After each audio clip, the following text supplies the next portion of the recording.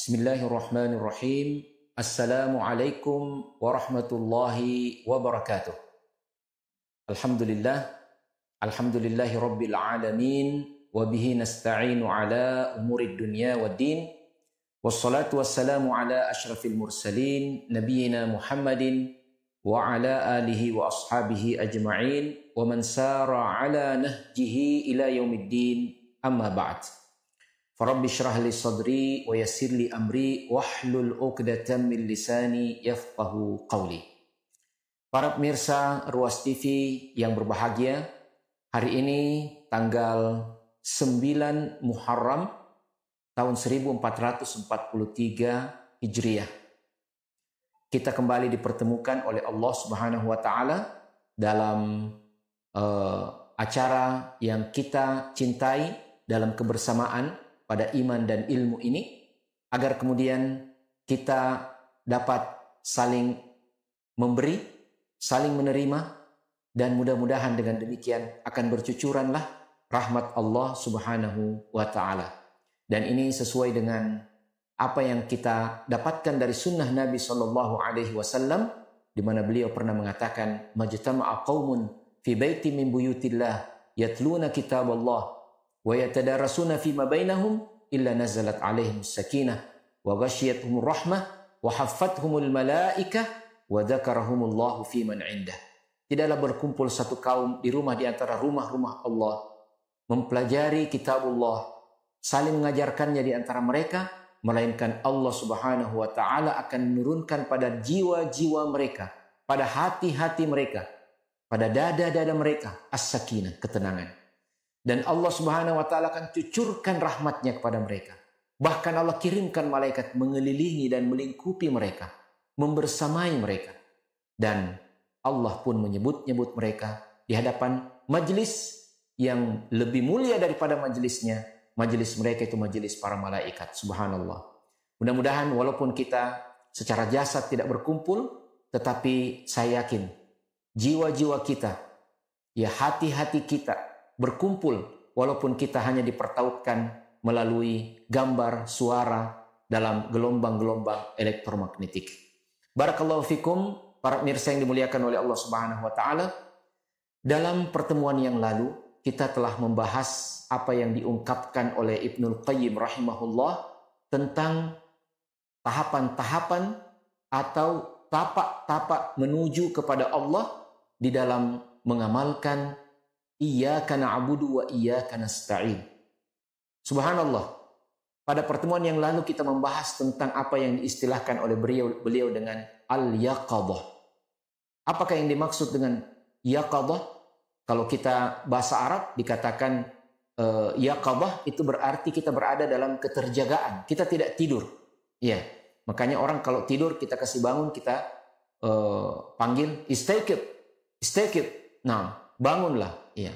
Maka jiwa-jiwa yang terbangun, yang terjaga adalah maksudnya jiwa-jiwa yang penuh dengan kewaspadaan. Dia memiliki inzi'ajul qalbi, artinya keresahan dalam hatinya ketika dia mendeteksi sesuatu yang menjauhkan dia dari Allah. Apakah itu berupa kemaksiatan ataukah kelalaian dalam melaksanakan kewajiban.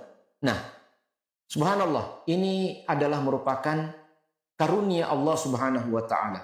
Maka tahapan selanjutnya, kata Ibnul Qayyim rahimahullah, adalah tahapan yang disebut oleh beliau dengan istilah al-fikrah. Apakah yang dimaksud dengan al-fikrah? Ya, kalau terjemahan literal al-fikrah berarti pemikiran. Nah, kegelisahan hati yang bermula dari yaqadhah, kegelisahan yang terpuji, yaitu kegelisahan orang yang merasa gelisah ketika melakukan perbuatan dosa atau gelisah ketika melalaikan kewajiban, ini kemudian terarahkan dan ini yang disebut dengan fikrah. Fikrah itu bisa berarti fikrah dalam pengertian pengetahuan, maka pengarahan hati, tahdikul qalbi itu adalah berupa pengarahan hati untuk mengetahui yang mana yang benar dan mana yang salah, yang mana yang hak dan mana yang batil. Dan ma'rifah, ya, fikrah bisa juga berarti ma'rifah terhadap apa yang memberi manfaat dan perkara-perkara yang memberi mudarat dalam perjalanan menuju kepada Allah Subhanahu wa taala dan beribadah kepadanya. Subhanallah. Ketika seorang manusia telah mendapatkan taufik dari Allah Subhanahu wa taala di mana hatinya senantiasa terjaga, kemudian hatinya bersama dengan pikirannya mengarahkan diri untuk mengetahui yang hak dan yang batil, mengetahui yang hak untuk dilaksanakan, mengetahui yang batil untuk dihindari, mengetahui yang bermanfaat untuk dijadikan upaya semaksimal mungkin dalam mendekatkan diri kepada Allah, dan mengetahui yang batil untuk kemudian menjauhkan diri daripadanya. Jangan sampai kebatilan itu membuat dia semakin jauh dari Allah Subhanahu wa taala. Subhanallah. Maka dia akan sampai kepada tangga berikutnya, kepada manzilah selanjutnya, yaitu manzilah al-basirah, manzilatul basirah. Apa yang dimaksud dengan basirah? Kalau kita terjemahkan secara letterlet, ya, maka basirah ini bisa berarti penglihatan, bisa berarti ilmu. Subhanallah. Maka seorang yang telah mendapatkan basirah dari Allah Subhanahu wa taala berarti dia telah memiliki pengetahuan dan cahaya yang Allah lontarkan cahaya itu di dalam hatinya sehingga dia melihat segala sesuatunya sesuai dengan yang sebenarnya. Subhanallah. Jamaah dan pemirsa yang dimuliakan oleh Allah Subhanahu wa taala.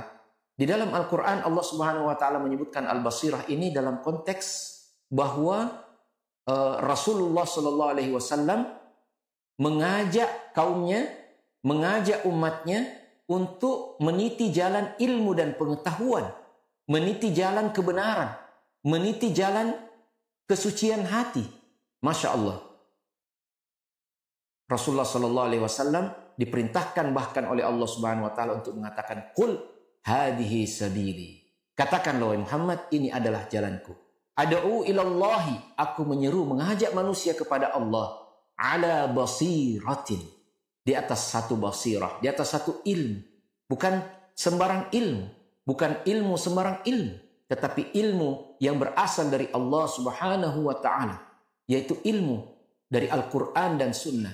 Ilmu yang telah membuat hatinya menjadi terbuka, melihat dengan ketajaman jiwa, kebeningan hati, sehingga kebenaran dilihatnya sebagai kebenaran yang sejati, yang hakiki, dan kebatilan dengan pandangan basirahnya dilihat sebagai satu kebatilan, sehingga dia pun akan memilih jalan kebenaran dan meninggalkan jalan kebatilan.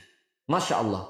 Dalam penjelasan selanjutnya Ibnu Qayyim rahimahullah dalam kitabnya Madarijus Salikin menjelaskan bahwa yang dimaksud dengan basirah ini adalah merupakan cahaya yang Allah lontarkan ke dalam hati hamba-hambanya yang beriman, hamba-hambanya yang telah memiliki kewaspadaan dan telah memanage kewaspadaannya itu untuk senantiasa memberikan jalan yang benar kepada Allah Subhanahu wa taala, maka hatinya akan semakin bening.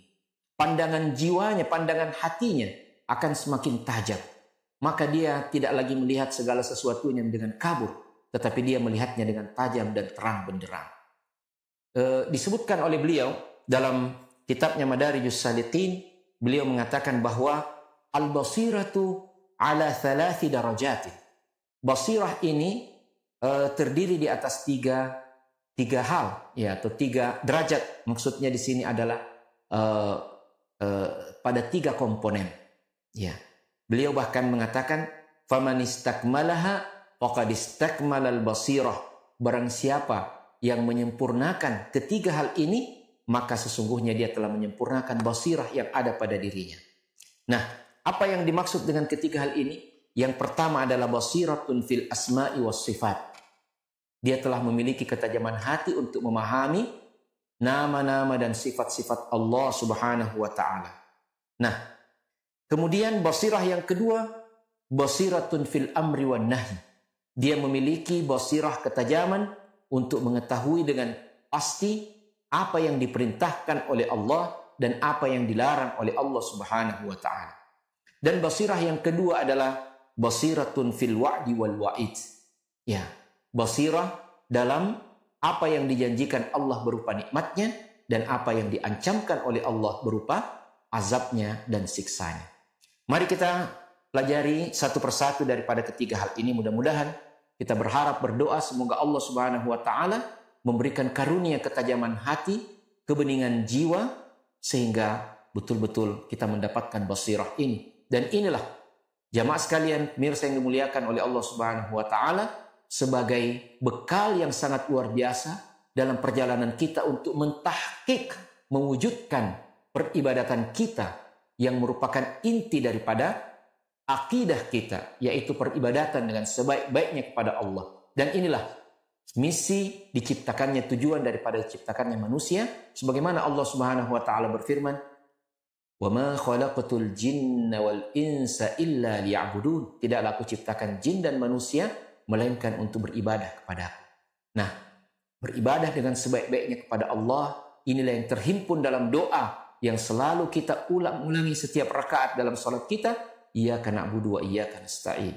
Nah, bagaimana kita berjalan di atas iyyaka na'budu wa iyyaka nasta'in? Inilah tangga-tangganya, inilah tahapan-tahapannya, inilah fikihnya, kalau saya bisa istilahkan demikian, yang dikemukakan oleh seorang alim Rabbani rahimahullah Ibnul Qayyim Al-Jauziyah. Baik, beliau mengatakan di sini dalam kitabnya Madarijus Salikin, "Fal basiratu fil asma'i was sifat alla yata'athar imanuka bi syubhatin tu'aridu ma wasafa Allah bihi nafsah wa wasafahu bihi rasuluhu, bal takunu asyubah al-mu'aridah lidhalika indaka bimanzilati syubah wasyukub fi wujudillah."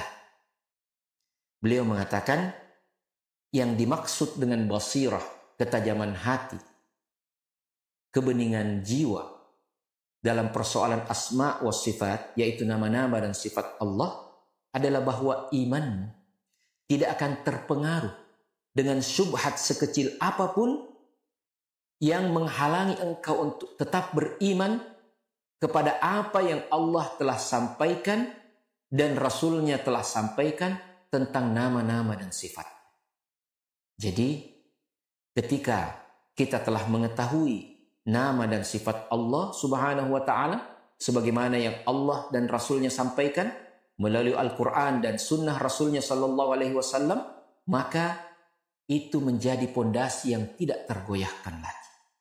Syubhat sesedikit apapun, sekecil apapun, untuk membuat kita ragu tentang nama dan sifat Allah Subhanahu wa ta'ala, kita tidak akan pernah ragu. Bahkan keyakinan kita kepada nama-nama dan sifat Allah itu sama dengan keyakinan kita tentang wujud Allah itu sendiri. Inilah darajah atau persoalan pertama, tangga pertama dalam mewujudkan atau terwujudnya basirah pada diri seseorang.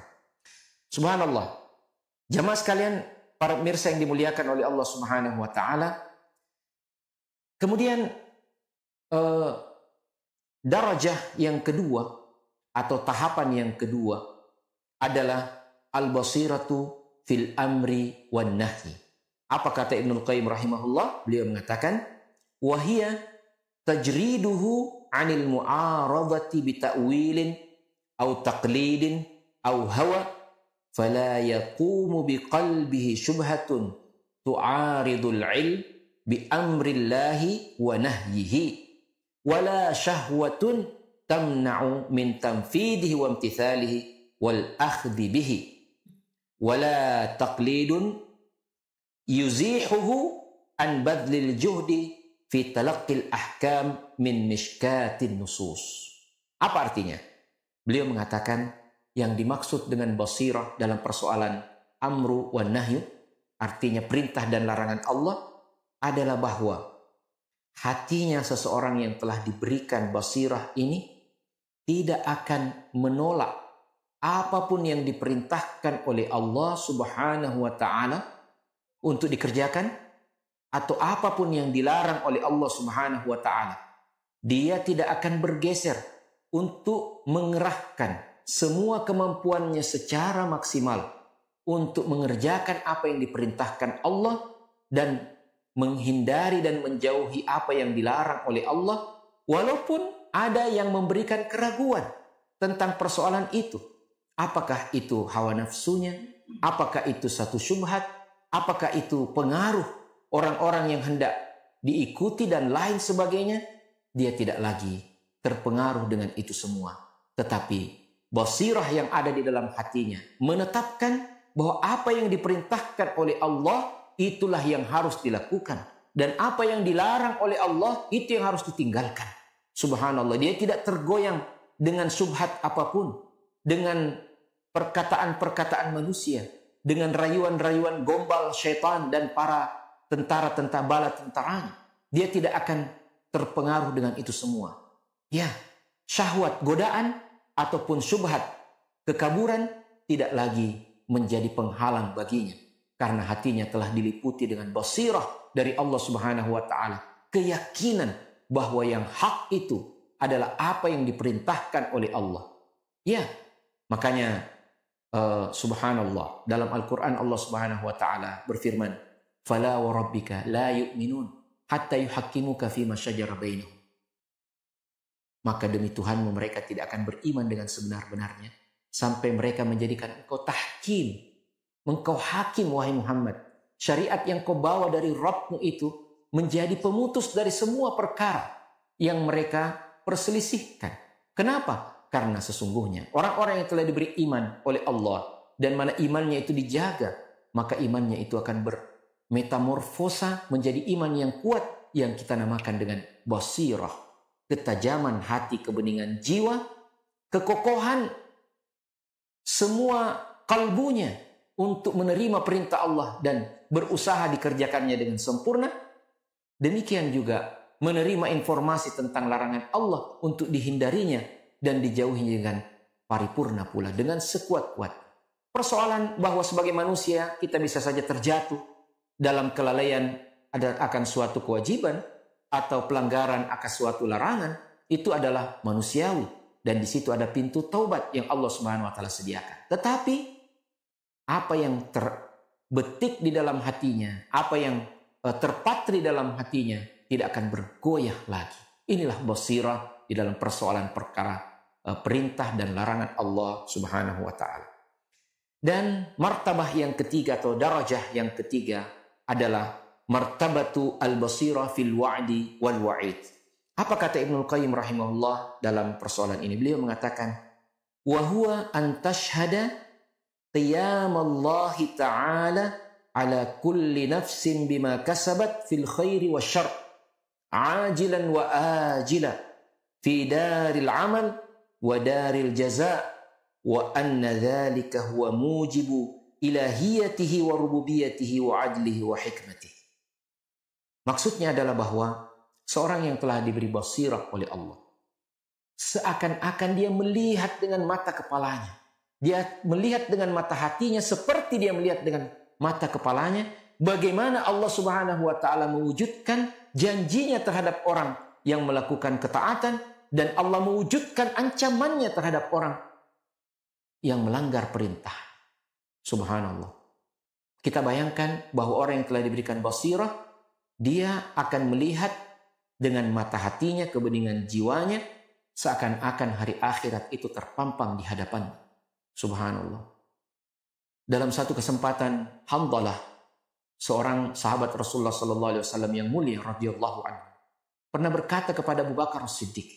Dia katakan begini, wahai Abu Bakar, nafaqa Hanzalah. Sungguh Hanzalah ini telah bersikap munafik. Ada apa, kata Abu Bakar? Dia katakan, sungguh kalau saya berada di majelis Rasulullah Sallallahu Alaihi Wasallam, maka seakan-akan surga dan neraka itu terhampar, terpampang di hadapanku. Tapi ketika aku telah pulang, kembali bersama dengan keluarga, bersenda gurau, seperti aku ternina bobokkan lagi. Begitu kira-kira perkataan Hanzalah. Maka Abu Bakar serta-merta mengatakan, aku juga seperti itu. Subhanallah. Akhirnya mereka berdua menghadap pada Nabi SAW dan menceritakan kondisi hatinya. Ini juga adalah pelajaran luar biasa pada kita bahwa sungguhnya persoalan hati ini, bagaimana memanage hati kita, bagaimana merawat keimanan yang ada pada jiwa kita, ini adalah persoalan yang sangat diperhatikan oleh para sahabat Nabi. Mereka merasa resah, mereka merasa gelisah, mereka merasa ada yang tidak beres ketika mereka berhasil mendeteksi persoalan-persoalan dalam hati mereka. Dan mereka pun tidak serta-merta bertanya kepada Rasulullah SAW perkara hukum saja, tetapi mereka bertanya kepada Rasulullah tentang bagaimana mengobati hati yang sakit. Bukan sekedar hati yang sakit karena ditinggal orang tertentu, ya, tetapi hati yang sakit ketika mereka bisa mendeteksi bahwa ada masalah dalam hatinya dalam kerangka bagaimana mendekatkan diri kepada Allah Subhanahu wa taala. Maka Rasulullah SAW pun memberikan wejangan kepada mereka bahwa yang seperti itu, seperti ibarat dalam hadis itu beliau mengatakan alaihi salatu wassalam, sa'atan fasa'ah. Ya, ada waktunya hati berada dalam puncak basirahnya kalau kita istilahkan seperti itu, dan ada kalanya juga ya hati manusia berada pada situasi yang tidak terlalu terjaga. Maka itu bukan sesuatu yang berarti menurunkan iman Anda, tetapi itu hanya masalah fase-fase atau hari-hari yang berganti, kondisi-kondisi yang berbeda dalam setiap keadaan dan tempat. Maka ya, kita dapat juga mengatakan bahwa sesungguhnya orang-orang yang senantiasa terjaga hatinya itu memiliki kewaspadaan. Dan kewaspadaan itu mengantar dia untuk selalu berusaha mengarahkan hatinya menuju Allah Subhanahu wa taala dengan pengetahuan akan yang hak dan yang batil, yang untuk kemudian dijalaninya, menjalani peribadatan, pengabdian, ya, dan penghambaan kepada Allah Subhanahu wa taala. Subhanallah, ketika ini terwujud, maka basirah, ketajaman hati. Maka subhanallah, ya, para mirsa yang dimuliakan oleh Allah Subhanahu wa taala. Basirah inilah mungkin yang ada pada diri para sahabat Nabi Shallallahu Alaihi Wasallam, dan pasti itu, insya Allah, ya, ketika mereka diperhadapkan kepada sedemikian banyak masalah di dalam kehidupannya, dalam perjuangannya menegakkan agama Allah Subhanahu Wa Taala, ketika orang-orang berkata, Innan nasa qad jama'u lakum fakhshawhum, sungguhnya semua orang telah berkumpul untuk bersama-sama bersatu menyerang kalian. Maka takutlah kalian akan serangan mereka. Maka apa yang terjadi pada mereka? Fazadahum imana. Maka justru perkara itu menambah keimanan mereka, menambah basirah pada diri mereka. Karena mereka yakin akan pertolongan Allah, akan balasan Allah, akan janji-janji Allah. Serta mereka mengatakan hasbunallah wa ni'mal wakil. Fazadahum imana wa qalu hasbunallah wa ni'mal wakil. Bertambah imannya. Lantas mereka berkata, cukuplah Allah bagi kami, dan ia adalah sebaik-baik pelindung. Subhanallah, ketika basirah ini telah berada pada diri kita, kita akan menghadapi dan kemudian menjalani kehidupan ini dengan penuh keyakinan kepada Allah Subhanahu wa taala, bahwa perjuangan menegakkan kebenaran pasti akan sampai pada titik di mana kebenaran itu akan dimenangkan oleh Allah Subhanahu wa taala. Dan kebatilan itu pasti lenyap. Inilah yang membuat para sahabat Rasulullah sallallahu alaihi wasallam berada pada kondisi yang tetap istiqamah, karena seakan-akan mata mereka, ya, mata hati mereka telah memandang akhirat, telah memandang janji-janji Allah. Seorang sahabat Rasulullah sallallahu alaihi wasallam ditusuk lembing. Ini seorang utusan Nabi, seorang utusan. Sejak zaman dahulu kala, seorang utusan itu tidak boleh diganggu, duta. Bahkan dalam ilmu hukum internasional, hubungan internasional, ya, ada yang disebut dengan extraterritorial, di mana seorang duta dimanapun berada tidak boleh diganggu oleh negara tempat dia diutus, karena yang berlaku adalah hukum negara. Subhanallah, kedutaan besar tidak boleh diganggu. Itu adalah wilayah negara yang bersangkutan, yang berada dalam tempat yang jauh. Hukum yang berlaku di situ adalah hukum duta besarnya. Masya Allah. Tapi apa yang dilakukan oleh orang musyrik itu? Mereka memang tidak malu, tidak punya rasa malu. Mereka menikam, menusuk lembing dari belakang seorang sahabat yang diutus oleh Nabi Shallallahu Alaihi Wasallam. Tapi apa respon sahabat itu ketika dia sudah berada di dalam akhir-akhir, ya, pada detik-detik terakhir dalam kehidupannya? Mungkin sebagian orang akan mengatakan dia merana, tetapi orang yang memiliki basirah akan berkata, fuztu, wa bi rabbil Ka'bah. Aku telah menang demi pemilik sang Ka'bah. Masya Allah, tabarakar rahman. Inilah ya profil-profil manusia yang telah memiliki basirah. Maka ya, seorang yang memiliki basirah, orang-orang yang memiliki basirah ini tentang apa yang dijanjikan oleh Allah Subhanahu wa taala baik dalam kehidupan dunia maupun dalam kehidupan akhirat, mereka ketika berjuang menegakkan agama, mereka tidak akan pernah putus asa. Walaupun mereka akan berada dalam gempuran demi gempuran, berpindah dari satu gua ke gua yang lain, berpindah dari satu lembah ke lembah yang lain, demi membawa risalah Allah Subhanahu wa taala, mereka tidak akan pernah berputus asa. Karena kalaupun mereka belum melihat kemenangan secara nyata dalam kehidupan dunia, maka mereka yakin ada akhirat yang melebihi segalanya. Maka Allah pun ya memberi kasih sayangnya dalam banyak momentum-momentum dan sejarah para pejuang sejak para nabi dan rasul dahulu untuk memberikan mereka kemenangan di dunia sebagai busyra ajilah.